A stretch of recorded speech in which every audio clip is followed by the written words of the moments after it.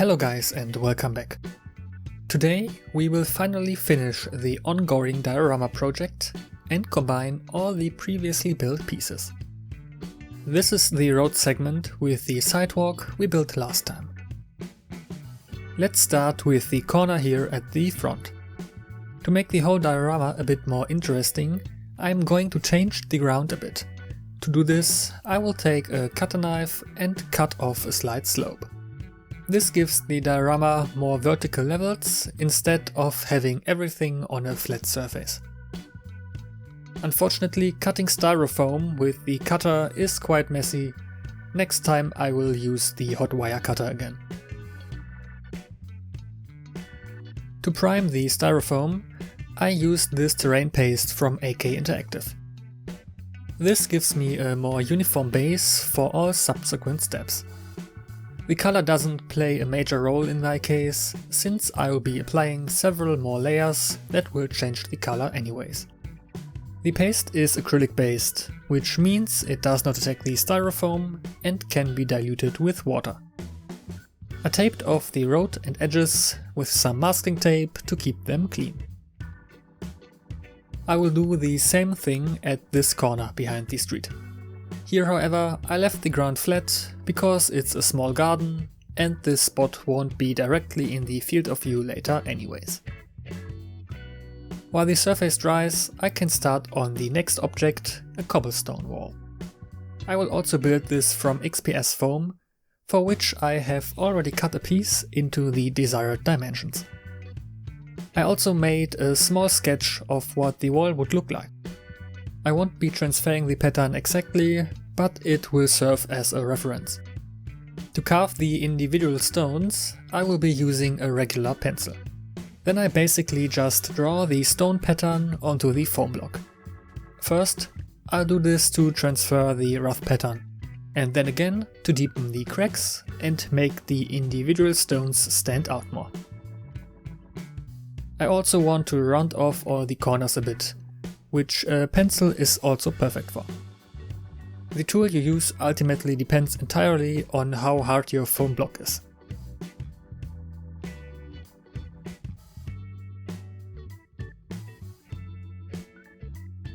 I've thought of something special for these spots here.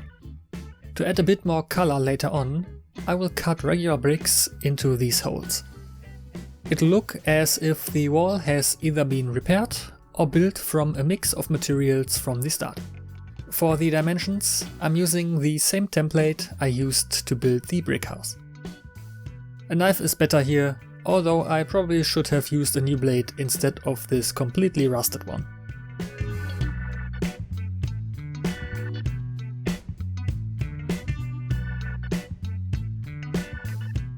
The gaps are then extended again with the pencil.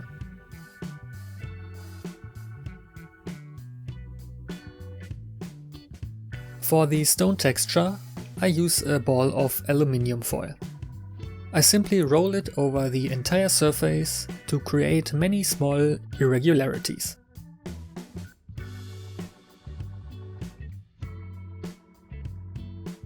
On top of the wall will be these flat stone slabs, which I already cut from another type of XPS foam. I'll also give them some texture and round off the corners.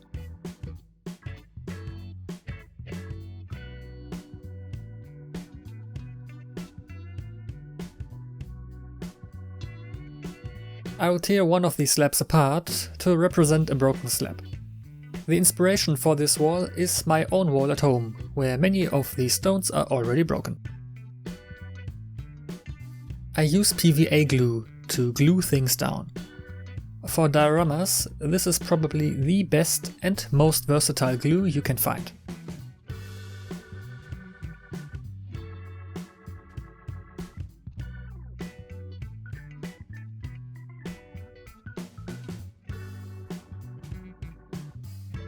And to seal the porous surface, I soak the whole wall in diluted PVA glue. I tried to simulate the overflowing mortar in these joints with wood putty. It looked okay at first, but it wasn't really noticeable later. Then I prime everything in black. As always, it's important to test how your paints and products react to the XPS foam beforehand.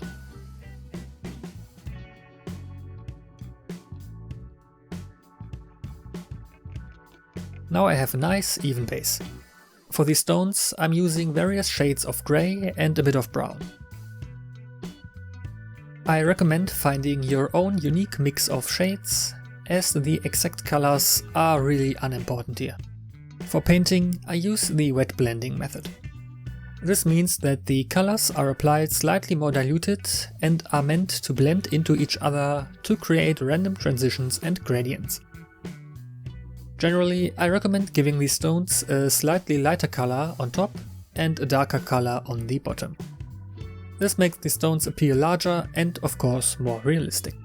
I can also use the black primer here to create dark and light areas by applying more or less opaque layers of paint. The important thing about the black primer is that I no longer have to paint the cracks between the stones, since the black simply serves as a shadow.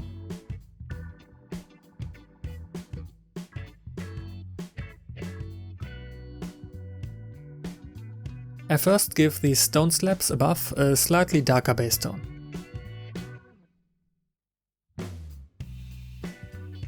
Then I blend a very light shade of grey to create a contrasting gradient.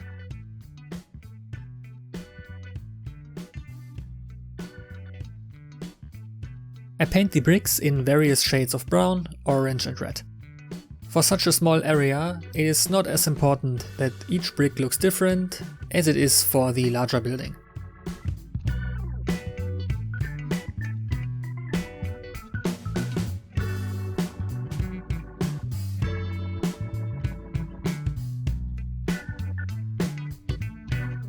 After I've let the first colors dry, I pick out individual stones again to make them lighter or darker with thin paint.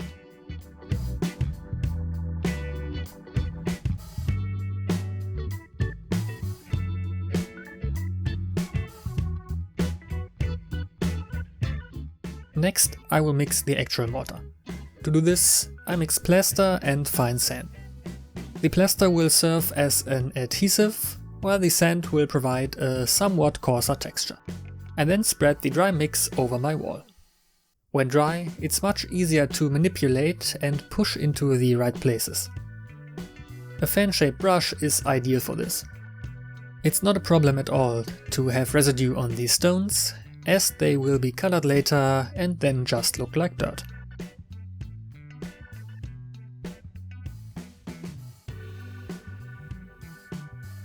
Once I've spread everything, I drip a little water with dish soap over the surface. This activates the plaster and makes it sticky. But this also pushes the mixture deeper into the cracks, so it may be necessary to repeat the entire step again to get the wanted result.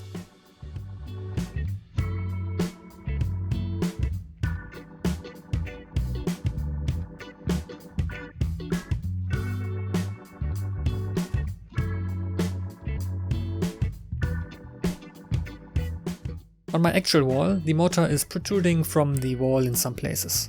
To achieve this effect, I am now applying more of my mix to selected areas, while the whole thing is still wet. This immediately activates the plaster and it starts to stick. I can now smudge it a bit with a paper towel until I'm satisfied with the result.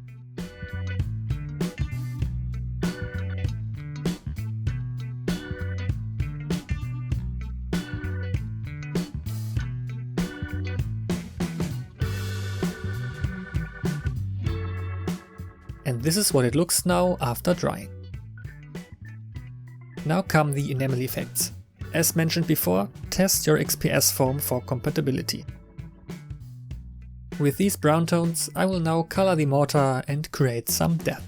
With a very dark wash like this, I can highlight the shadows in very deep holes a little better.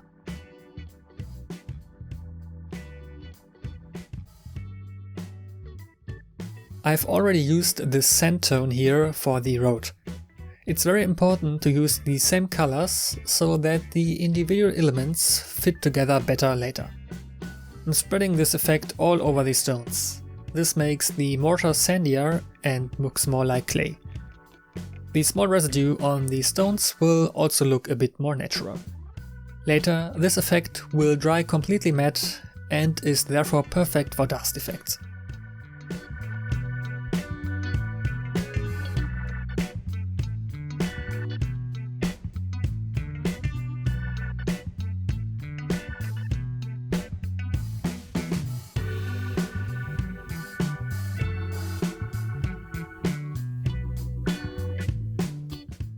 I now work on the lower edge, which is closer to the ground, with a slightly darker, earthier color. Since all the effects are enamel colors, they can be easily blended and mixed with a little white spirit.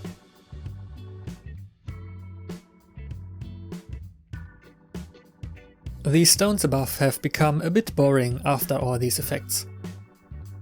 So I will emphasize the edges again with a bit of light gray to make them stand out better.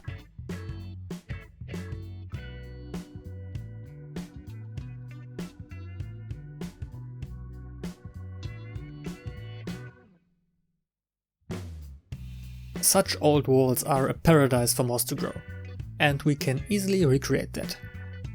First, I apply some PVA glue in the larger gaps with a fine brush. Then I spread a very fine green flock over the glue. I can even press it down with my finger a bit to secure it better.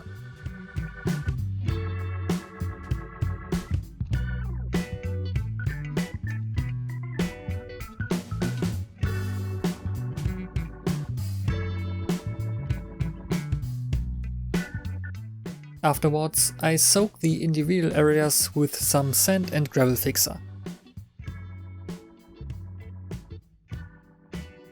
And with that, we have now built a small wall for our diorama. Let's return to the house for a moment I built a few episodes ago. To get it to the right height relative to the street, I had to reinforce the underside with a thin sheet of styrofoam. For a clean transition, I now apply some of this concrete texture. This primes the styrofoam and closes the gap. After the texture has dried, I painted with Vallejo's concrete to better match the color of the lower plate with the house. Now our earth texture from the beginning has finally dried. I want to plant a tree in the back garden.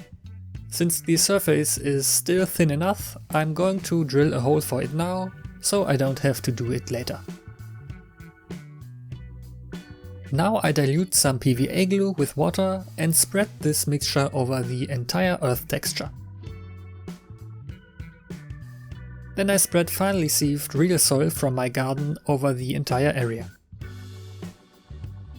This will be my actual soil layer, as the texture of real soil simply looks better, as it has a variety of different sized sand grains. Then more diluted glue is added on top to really soak everything in it. Of course, I repeat the same thing on the front corner.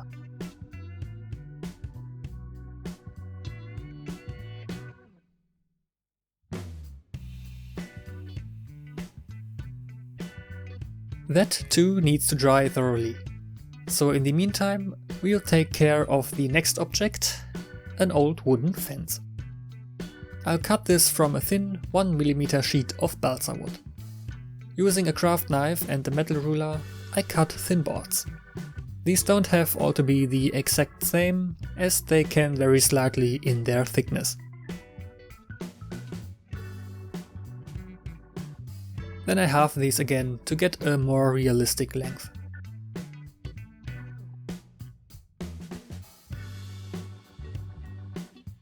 I use a 1:35 scale figure to determine the length of the fence post and to mark the spacing of the boards. With a small strip of double-sided tape, I can secure the post to my work surface. Then, using a toothpick, I apply glue to the previously marked spots.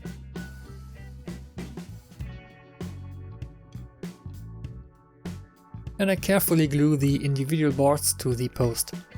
I repeat this process along the entire length, staggering the boards.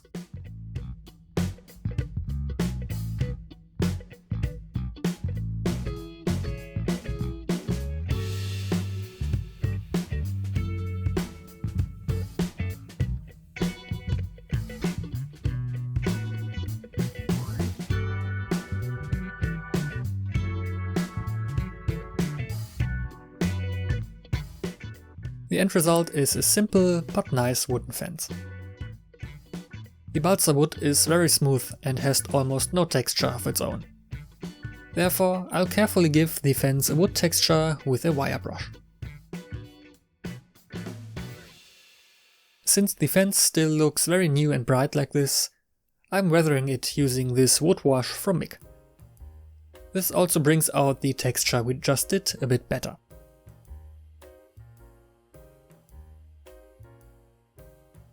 I mark the places where the fence posts are and make small holes for them.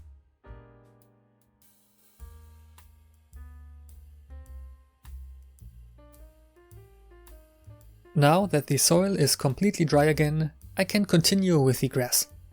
I'm using static grass for this. I first apply a little glue to the areas where I want grass. Then I sprinkle the entire area with static grass using my static grass applicator. I start with 2 mm of grass to create a dense layer.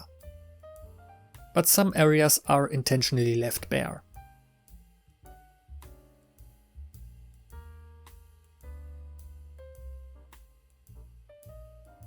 Then I carefully pat off the excess grass. Of course, I also collect it again, so nothing goes to waste.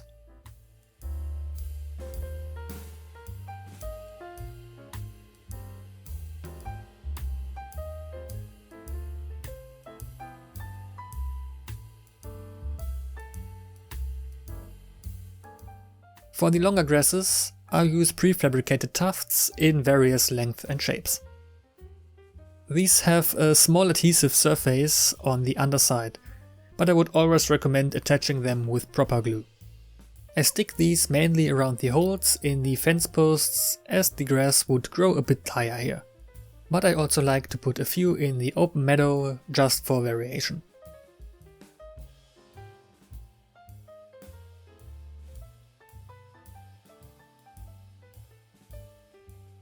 For very long grasses, I use trimmed bristles from a brush. This gives me more control over the length and density of the individual tufts. I cut off a few bristles, dip them in glue and then press them into the desired places. And the different colors are no problem, by the way, as you will see later.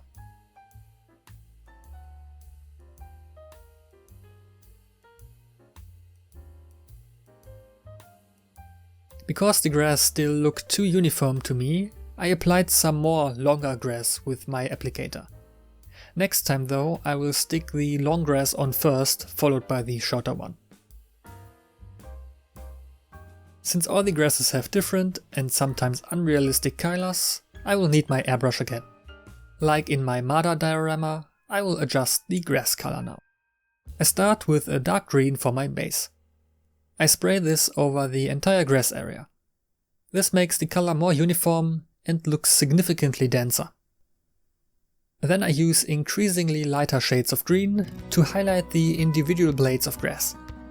If I hold the airbrush very flat, the paint only hits the topmost blades and highlights them.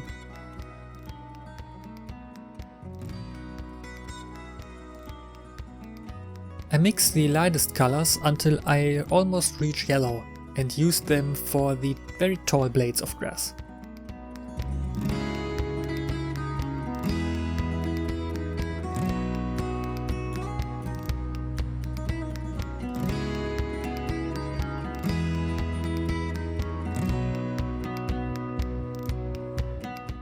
Now my grass looks much better and has a nice lush green tone.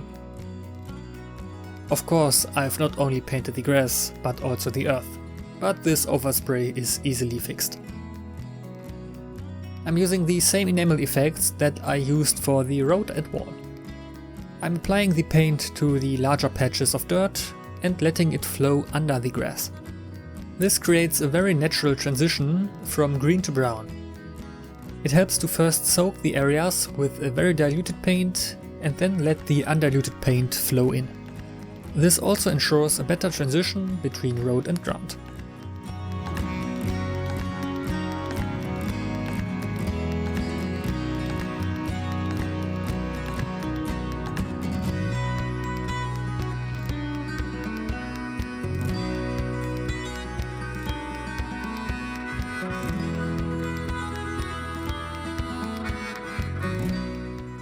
And this is what it looks like after it has dried.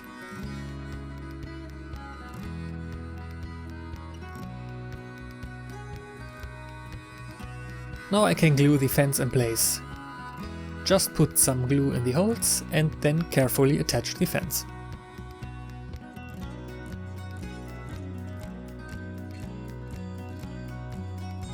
I can wash away any excess glue with a brush and water. I also sprinkle some soil over the glue to better integrate the fence post.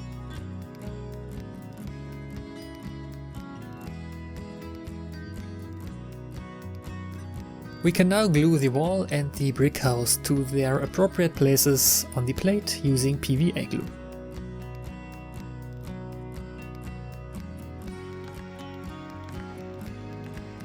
I'm attaching the tree in the same way. If you want to know how I built this tree, check out my dedicated tutorial here. I use a third hand, which is used for soldering for example, to hold the tree in the correct position while the glue dries. Then I place a few taller tufts of grass around the tree to make the transition a little better. I can ignore the slight color difference of grass here. A few small tufts of grass with flowers can add a bit more color to the meadows. But don't overdo it unless you want to create a flower bed.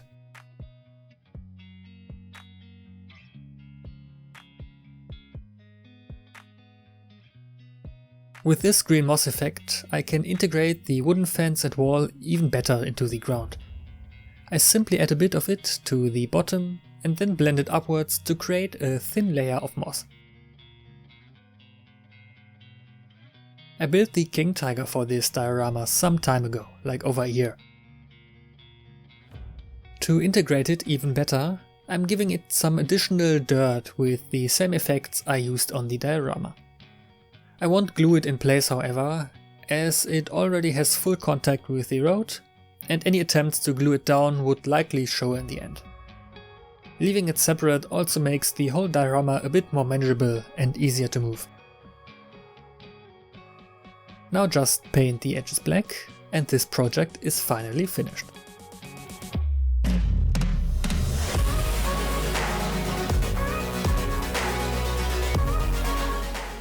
This is my most time-consuming diorama so far, which took almost a year to build because I was completing other projects on the side.